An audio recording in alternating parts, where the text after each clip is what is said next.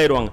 அப்போ இளைஞர்கள் பொறுத்த வரைக்கும் எப்பயுமே வந்து என்ன இருப்பாங்க, அவங்க ரெடியாக இருப்பாங்க அக்செப்ட் பண்ணுறதுக்கு. அதனால் ஹக்கு அப்படின்னாலே ஃபஸ்ட்டு இளைஞர்கள் தான் அக்செப்ட் பண்ணுவாங்க. அதனால தான் அந்த ஹெர்குலிஸ்னு சொல்கிறாருல, அந்த பலவீனர்கள் இந்த யார் இருக்காங்க அப்படின்னா அறிவியல் கூட இந்த சுஃபஹா சொல்லுவாங்களா, முட்டாளுங்க இன்னும் அவன் பாருங்கள் இப்போ தான் ஒழுங்காக எக்ஸாமே எழுத தெரியல, அதுக்குள்ளே வந்து இவர் சொல்கிறது சத்தியமாமா இவர் சொல்கிறது அசத்தியமாக அதுக்குள்ளே கண்டுபிடிச்சிட்டானா. நாங்கள் 40 வருஷமாக இதே ஃபீல்டில் ஆராய்ச்சி பண்ணிகிட்டு இருக்கிறோம், எங்களுக்கு இன்னும் அந்த நாலேஜே வரல, இவங்களுக்கு அதுக்குள்ளே நாலேஜ் வந்துருச்சா. இதெல்லாம் வரும், இந்த பேச்சுக்கள் எல்லாமே நம்ம என்ன பண்ண முடியும், பார்க்க முடியும். அதுதான் எல்லாம் இந்த இடத்துல காட்டுறான்.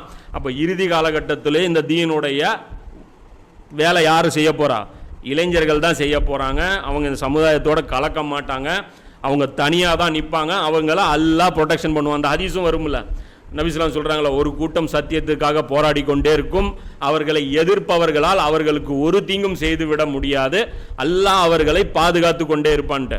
அந்த ஹதீஸும் வந்து இதோட மேட்ச் பண்ணி பார்த்தீங்கன்னா அப்படியே கரெக்டாக ஃபிட் ஆகும். இதில் இன்னொரு விஷயம் பாருங்க, அல்லாஹ் என்ன சொல்கிறான், நேர்வழியை அவர்களுக்கு அதிகமாக ஆக்கினோம் அப்படிங்கிறான். அவங்களுக்கு என்ன பண்ணால் நேர்வழி என்ன பண்ணானா அதிகமாக்கினான். எப்பயுமே அல்லாஹ் நேர்வழி காட்ட மாட்டான், புரியுதா இல்லையா. நேர்வழி மனிதன் தான் தேர்வு செய்யணும். நேர்வழி அல்லாஹ் காமிச்சிட்டா அப்படின்னா வேலை முடிஞ்சது.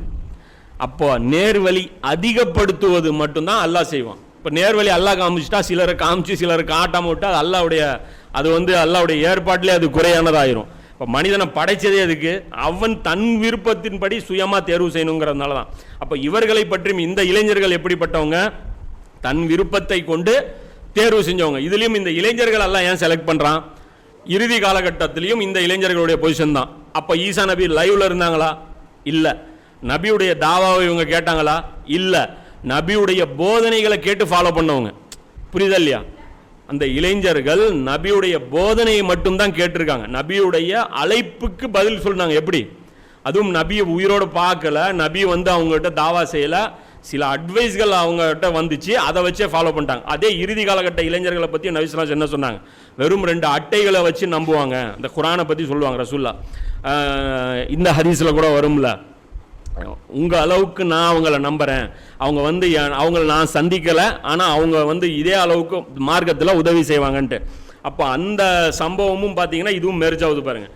வஹி கிடையாது, நபி கிடையாது, அந்த வேக்கண்டான காலகட்டம். ஆனால் ஈமான் எந்த அளவுக்கு, அல்லாஹ்வுக்காக உறுதியாக நிற்கக்கூடிய அளவுக்கு. ஆனால் ஆள் யார், மதரசா மேட ஆலிம் கிடையாது, புரியுதா இல்லையா. ஆனால் அல்லாவே இவர்களை பாதுகாத்தான் அப்படிங்கிறது ஒரு முக்கியமான ஒரு இது வந்து அல்லாஹ் இந்த இடத்துல சொல்கிறான்.